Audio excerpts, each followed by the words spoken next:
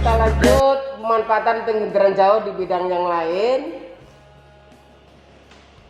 yaitu yang kedua, pemanfaatan hasil penginderaan jauh bidang yang lain adalah di bidang hidrologi. Nah, kita lihat anak-anak di sini bidang hidrologi. Masih tetap jadi pemanfaatan penginderaan jauh, jadi lanjutan dari penginderaan jauh. Manfaat di bidang hidrologi.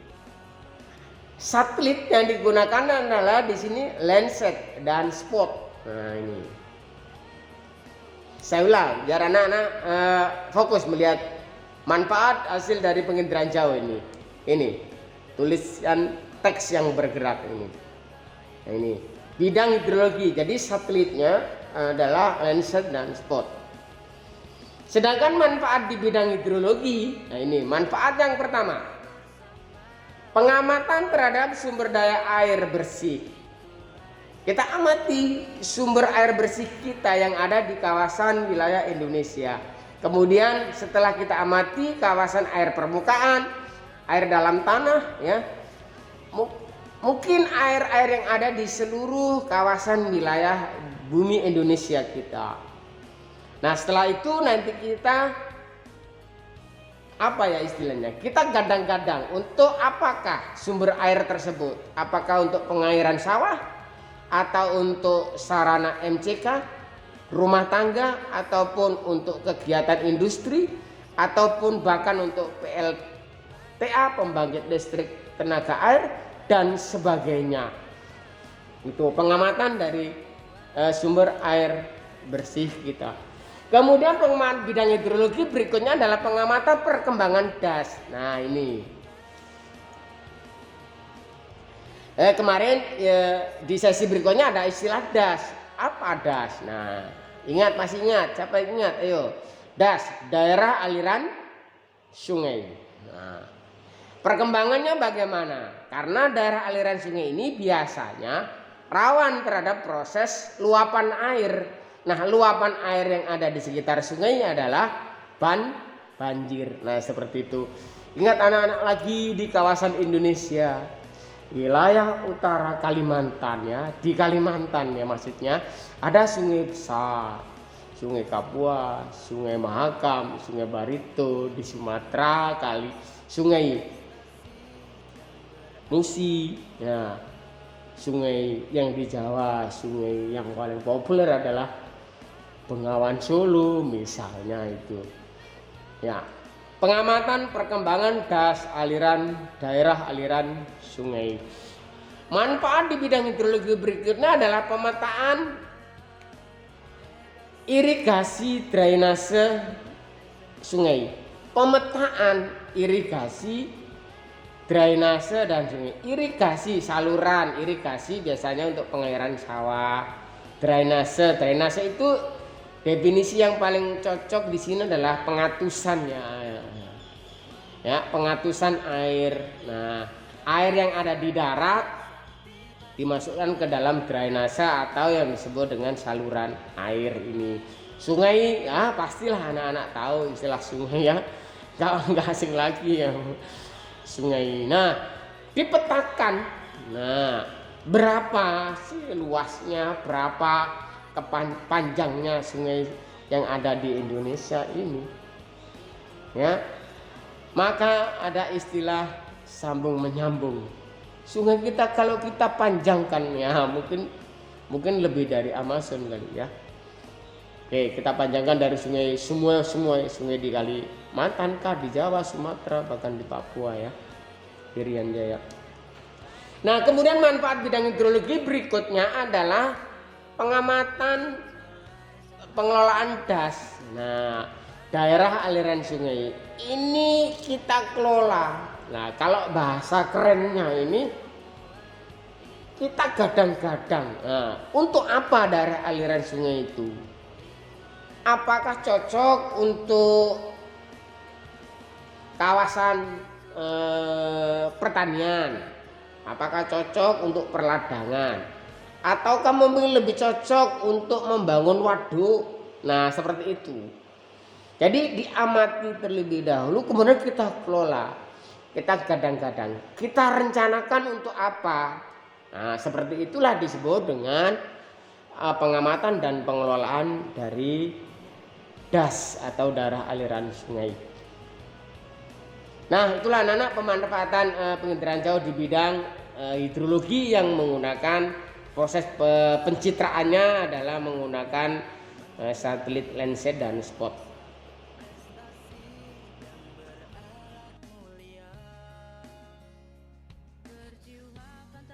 Pemanfaatan berikutnya penginderaan jauh, hasil dari penginderaan jauh itu adalah di bidang klimatologi. Nah, ini klimatologi. Jadi lihat di sini nih. Nah, bidang klimatologi bisa dilihat misalnya adalah pengamatan terhadap perubahan iklim. Nah, ini klimatologi. Klimatologi ini iklim. Ya, pengamatan terhadap perubahan iklim ya, seperti biasa di wilayah negara Indonesia, negara kita adalah iklimnya adalah iklim tropis yang memiliki dua musim biasa yang disebut dengan musim kemarau dan musim penghujan, seperti itu. Kemudian pengamatan kondisi cuaca. Nah, rata-rata cuaca di seluruh wilayah Indonesia. Kondisi cuacanya bagaimana? Sering orang mengatakan cuaca kita ekstrim, seperti itu. Pergantian panas dan dingin ini sangat cepat. Ini pengamatan. Kemudian yang ketiga adalah manfaat di bidang klimatologi adalah pemetaan cuaca dan iklim. Nah, bagaimana cuaca di daerah-daerah tersebut ya, dan iklim di daerah ya khususnya di wilayah Indonesia, seperti itu.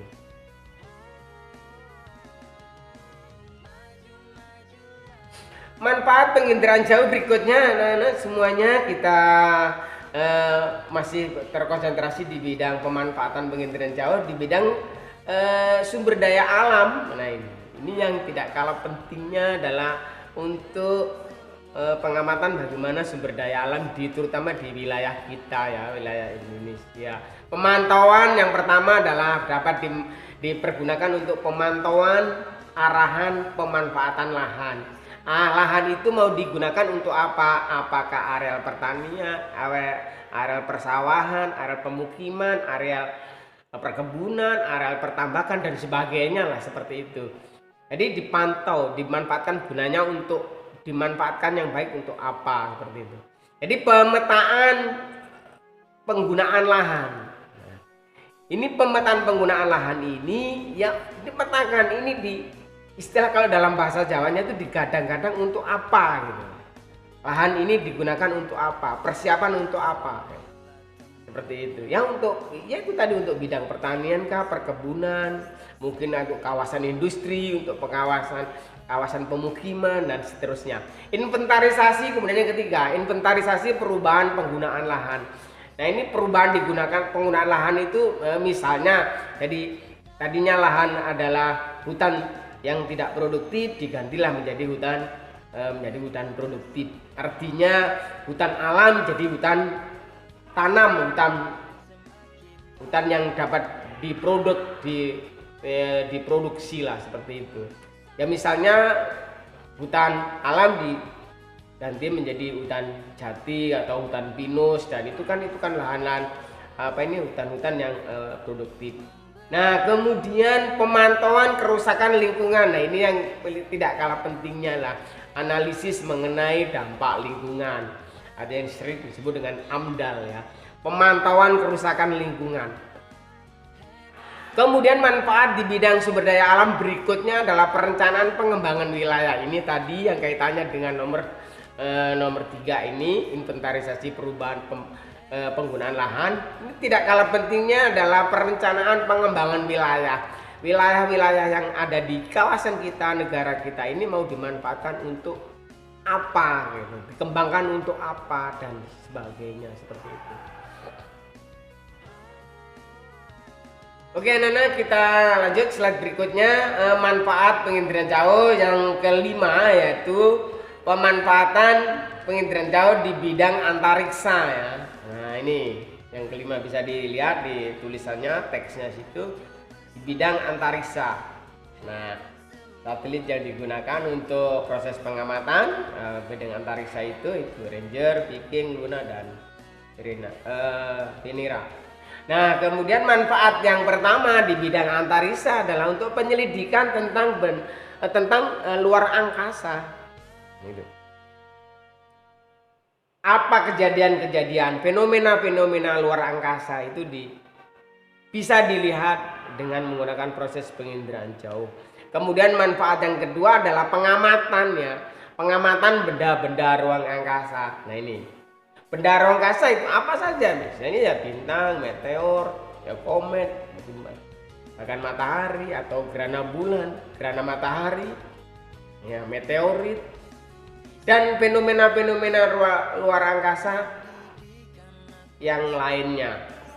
Nah, kemudian manfaat yang ketiga adalah pemetaan ya, lagi-lagi pemetaan benda-benda ruang angkasa. Bagaimana kita buat petanya, kita buat semacam gambarannya ruang angkasa itu seperti apa gitu. Itu bisa digunakan dengan penginderaan jauh.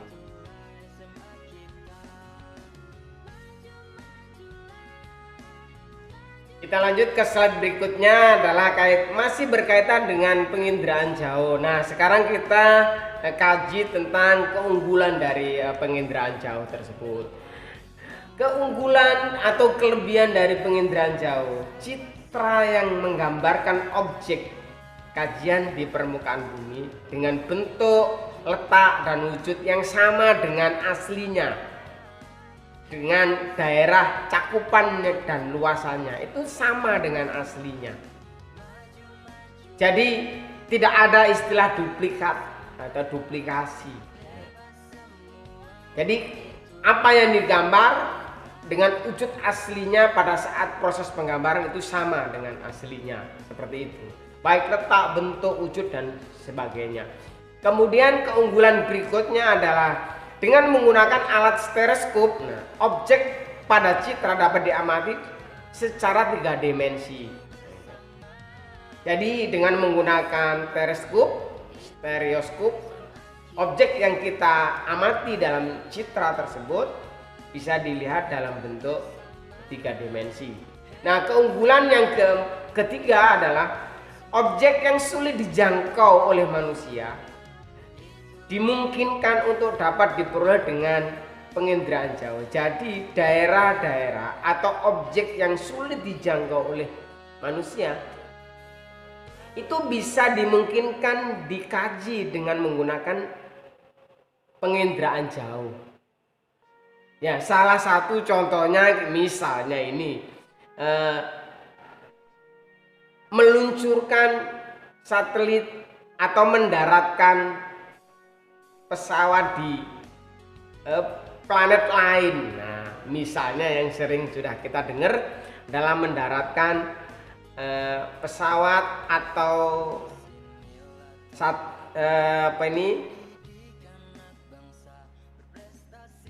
satelit yang ada mendaratkan di satelit lain. Ya, misalnya di bulan seperti itu.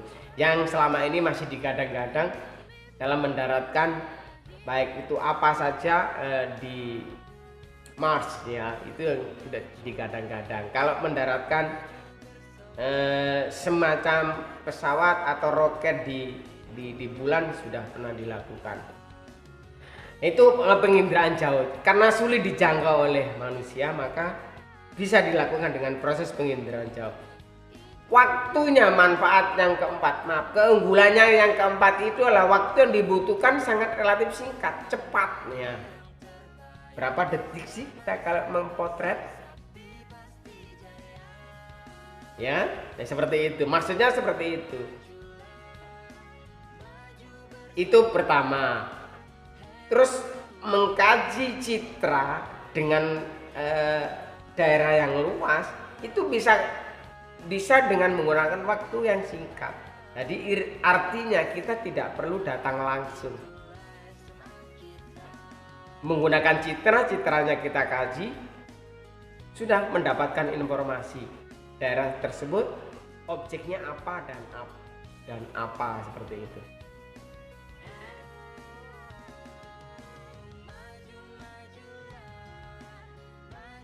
Nah, setelah keunggulan dari penginderaan jauh, kita lanjut dengan ya namanya keunggulan pasti ada kelemahannya dari penginderaan jauh. Ya, tapi jangan pesimis dengan istilah kelemahan ya. Itu penginderaan jauh adalah sebuah teknologi yang harus kita kita pelajari dan kita gunakan dengan semaksimal mungkin. Walaupun di sini ada sisi kelemahannya. Insya Allah kelemahan-kelemahan dari penginderaan jauh itu bisa diperbaiki oleh manusia, oleh kecanggihan manusia dan kecerdasan manusia, kecanggihan alat-alat yang digunakan. Nah, kelemahan yang pertama ini, ya memang kelemahan pertama dengan penginderaan jauh itu tidak semua orang dapat menggunakan karena memiliki keahlian khusus. Jadi orang yang atau yang disebut dengan user, nah ini sumber daya manusia ini, itu tidak semua sama. Kecakapan, kepandaian semua orang itu tidak sama. Maka orang yang melakukan proses penginderaan jauh ini memiliki ahli khusus, memiliki keahlian khusus atau keterampilan khususnya. Dan kemudian kelemahan yang kedua, biaya yang digunakan untuk pengadaan alat yang digunakan ini mahal, seperti itu. Alat-alat yang digunakan untuk pengadaan atau mengadakan proses penginderaan jauh ini yang digunakan ya alat-alatnya mahal. Seperti itu ya, sebagai salah satu contoh kameranya seperti itu. Belum nanti meletakkan kameranya di mana, di wahananya apa, seperti itu. Jadi biayanya mahal seperti itu. Dan kemudian kelemahan yang ketiga, proses dari awal hingga akhir ya rumit ini sebetulnya apa sih istilahnya rumit? Canggih. Nah, ini saya kutip dari Bapak Sumantri. Ya. Jadi sekali lagi anak-anak jangan pesimis dengan kelemahan dari penginderaan jauh ini. Semua kelemahan ini bisa diperbaiki dengan ya kemampuan dan keterampilan user atau sumber daya manusia. Saya ulang lagi bahwa kelemahan dari proses penginderaan jauh, yang pertama, tidak semua orang dapat menggunakan karena harus memiliki keahlian khusus. Kemudian manfaat yang kedua adalah biaya yang digunakan untuk pengadaan alat itu mahal. Kemudian proses kelemahan yang ketiga adalah proses dari awal hingga akhir rumit atau canggih, seperti itu. Nah, ini maksudnya jangan sampai kita dengan penginderaan jauh ini sulit. Nah, itulah anak-anak dari awal hingga akhir, mulai dari definisi sampai dengan kelemahan dari penginderaan jauh. Ya, sudah sampai di sini. Ya, mudah-mudahan ini pembelajaran yang masih dalam nuansa wabah corona, mudah-mudahan bisa dimanfaatkan dengan baik. Ya, sampai di sini materi penginderaan jauh. Terima kasih, sampai ketemu di berikutnya. Jangan lupa kalau memang berkenan ya silakan subscribe, like, share dan komen ya. Selamat belajar. Saya akhiri. Assalamualaikum warahmatullahi wabarakatuh.